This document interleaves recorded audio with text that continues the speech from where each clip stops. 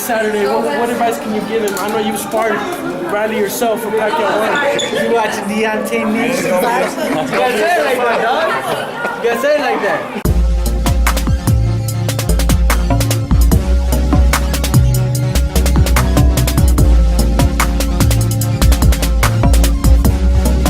Dontae'S Boxing Nation, what's going on, guys? Boy, I tell you, Oscar De La Hoya and Canelo Alvarez, they done damn near turned Gennady Golovkin into a man on fire because he taking some serious shots at Oscar De La Hoya, Canelo Alvarez, and Chris Eubank.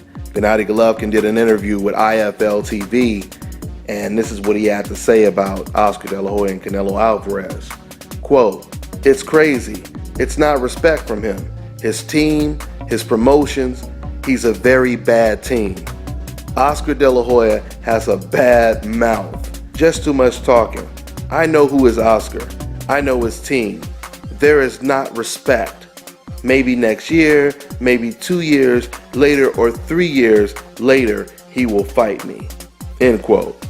Now that's what he had to say about Oscar De La Hoya.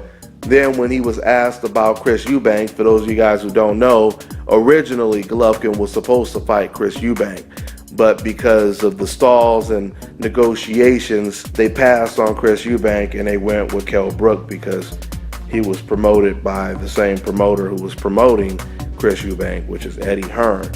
Now when Gennady Golovkin was asked about Chris Eubank, this is what he had to say. "He showed his face, his family, too much talking. He's a clown. I lost too much time. It's crazy. It's not business. It's not boxing. It's not respect for the sport. He's like a clown. I think he's not ready. Just talking." End quote.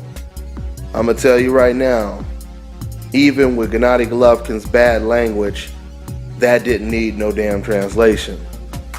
That was what you call shots fired. You know, when it comes to Oscar De La Hoya and Canelo Alvarez, clearly, well, I might as well just say when it comes to both Canelo and Chris Eubank, clearly you can hear the frustration when it comes to Gennady Golovkin talking about these fighters. The fact that Canelo Alvarez has vacated his belt, we already know that whole story.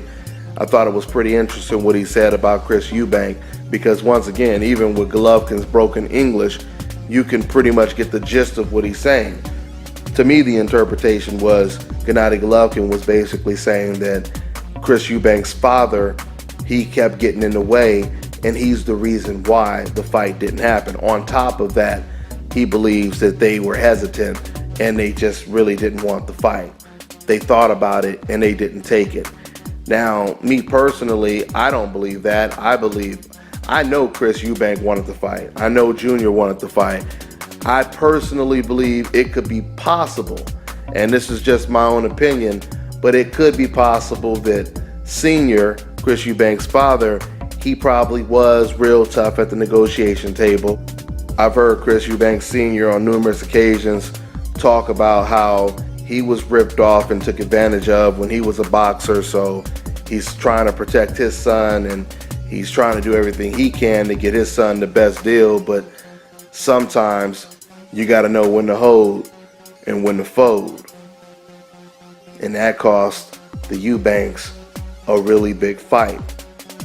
But you know, the good news is with all this stuff that Golovkin is talking, I hear that promoter Eddie Hearn, he wants to put Chris Eubank on the undercard. Now, I'm not sure if that's actually going to come to fruition or not, but it would be a good look if Chris Eubank was fighting on the undercard and if Gennady Golovkin was successful and he beat Kell Brook.